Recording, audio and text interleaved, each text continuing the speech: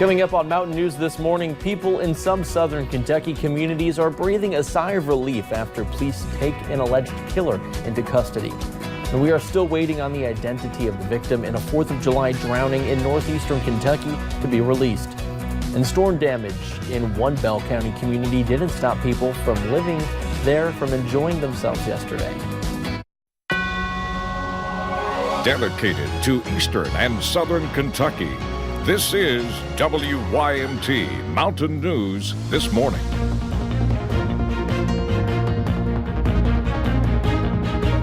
Good morning, I'm Connor James. The time is 6:01 and today is Friday, July 5th. Let's check in with Brandon Robinson for a look at your forecast this morning. Brandon, good morning. Good morning, and we're going to continue to see our old nemesis, Mr. Fog, as we head out the door this morning, Connor. But again, hopefully a changing trend after we get past the weekend. Let's say I'm cautiously optimistic. Let's take a look and see what's going on this morning outside the WMT studios in Hazard. And guess what? It's fog once again this morning. As we head through the first part of your day, we're looking at zero visibility Logan and Jonesville, close to it in a lot of areas this morning. Remember, anything less than 5 miles on this map is very dense fog, and it's a lot of the map. A few clouds, satellite and radar, not too much rain going on just yet. We'll see a couple stray showers and storms this afternoon, scattered at the best, and we'll see temperatures close to 70 already this morning in most locations. Forecast takes us up to 87 today, 40% chance of scattered showers and storms. After the fog lifts, we'll see sun and clouds for a little while. Connor? Thank you, Brandon. Well, there were reports he may have been in Tennessee or Florida, but it turns out a suspected killer in southern Kentucky was caught just a few miles away from where police first started looking for him. Deputies with the Knox County Sheriff's Office captured Nicholas Rucker yesterday morning, 45 days after his girlfriend was shot and killed. As WYMT's Phil Pendleton reports, Rucker's arrest brings relief to many people in the area. Meadowlark Circle is the kind of place that might look like where you live. Holler at me. Josh Jones, his wife and small children cannot believe a murder suspect was just across the street. Oh yeah, especially knowing he was this close. Yeah, definitely relieved knowing he was literally in my next door neighbor. Police say a tip, like so many others they've received over the past 45 days, led them to this Corbin neighborhood and a sighting of Nicholas Rucker. The deputy engaged him with a voice command, and the individual Rucker ran into a residence, and the deputies kind of surrounded the residence, and then Rucker came out. Police say 2 deputies had to tackle him, and still he resisted. At which point you never know when they get desperate what they may try to do to avoid apprehension, and we were very fortunate that no one got hurt. Rucker was on the run after police say that he shot and killed girlfriend Vicki Connor. Her family says they always suspected he was close, and they lived every day in fear. Finally, on July 4th, a day when people celebrate freedom, Rucker's would come to an end. Yeah, it's a good day for law enforcement. It is, yeah. July 4th, and it's a good day for American law enforcement. So. Rucker is facing murder charges and some other offenses dealing with his alleged run from police. In Knox County, Phil Pendleton, WYMT Mountain News. Rucker is still in the Knox County Jail. Police tell us they are still investigating whether anyone helped him during his time on the run. And police say a man shot his own brother in Harlan County. State police say during a traffic stop on US 119 Wednesday morning, they discovered the driver had a gunshot wound to the leg. 63-year-old Murphy Smith of Cumberland was taken to UK hospital. Police believe he got into an argument at his brother's home before the shooting. His brother, 65-year-old Walter Smith of Tots, was arrested and charged with assault. He was taken to the Harlan County Detention Center. And a suspect is in custody after several people were stabbed in Petersburg, Virginia Thursday afternoon. It happened at a plasma donation center. The victims were taken to the hospital. According to authorities, 1 man was in critical condition and 2 women were in fair to good condition. Police arrested the suspect without incident and recovered the weapon from the scene.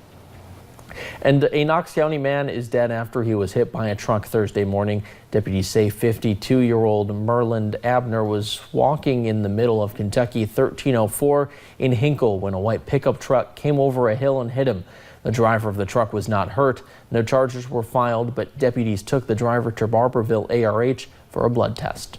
And 1 person is dead following a crash in Rockcastle County early yesterday morning. It happened in the northbound lanes of I-75 near the 68-mile marker. Kentucky State Police said the car was slowing or stopping when it was rear-ended by a van. The passenger of the car, 67-year-old Susan Weber of Tennessee, was pronounced dead at the scene. The driver was taken to St. Joseph Berea Hospital with life-threatening injuries. A Nashville police officer was killed in a crash yesterday morning. Police say a 17-year-old driver took off after an officer tried to pull her over. She then hit another police vehicle. Officer John Anderson was in that car. He died at the scene. Officer Anderson was a 4-year veteran of the Metro Nashville Police Department, joining them in 2014. He was 28 years old.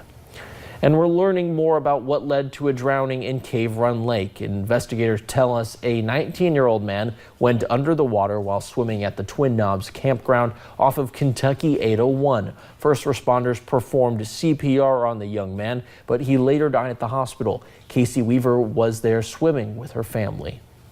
It was kind of chaotic. We didn't really know what was going on. They just said to form a line and start dragging your feet to look for a body. Weaver also told us she later found out the man had been floating on a raft before falling into the water and he could not swim. The Rowan County coroner believes the man was under the water for around 20 minutes before he was found, and responders could perform CPR.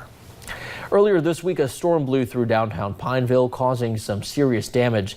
WYMP's Katie Cook talked to officials to get an update on cleanup efforts and how the storm affected the city's 4th of July events. This July 4th, instead of festivities, the streets of Pineville are filled with caution tape and leftover debris from a storm. Once we made sure everybody was okay, we started cleaning up and assessing what kind of damage we'd done. This downed tree itself causing thousands of dollars in damage. There were, I think, 4 vehicles under the tree and the mobile home that was destroyed, 2 city trucks. Cleanup efforts are stalled for now. It's hard to get in touch with people and do everything you need to do because of the holiday. And so are the planned 4th of July events in Pineville. We expected quite a few people, and we ended up having to cancel everything besides the fireworks. But one event wasn't canceled, as the Pineville City Pool hosted a 4th of July pool party. It turned out pretty well. Even though it was a close call. KU was working last night because the storm hit one of our main power lines and split the pole in half. So they came late last night to work it to make sure that we could open today. So the power was back on, and so were the festivities. We have free hot dogs and free drinks and watermelon. The pool even had games and prizes. So I participated in the relay, like swim. For 4th of July fun that not even a thunderstorm could take away. In Bell County, Katie Cook, WYMT Mountain News. Now, thankfully, there were no injuries after the storm. Officials plan to resume cleanup efforts later this month. And a bourbon warehouse in Woodford County continues to burn this morning. It caught fire Tuesday night. 45,000 barrels of bourbon were destroyed. On Thursday, EPA crews were in the area for cleanup, but the wildfire is already hurting. Officials say they are already seeing fish killed, and those could continue for days to come. As the contamination lingers, local emergency management agencies will be assisting the EPA with their testing. And tributes are still pouring in for former UK quarterback Jared Lorenzen, and his apparel company is doing their part to help the family. The 38-year-old died yesterday after some health complications. Lorenzen founded the company Throwboy Tees. All of the proceeds from their annual sales this month will go to the Lorenzen family. Funeral arrangements have not yet been set.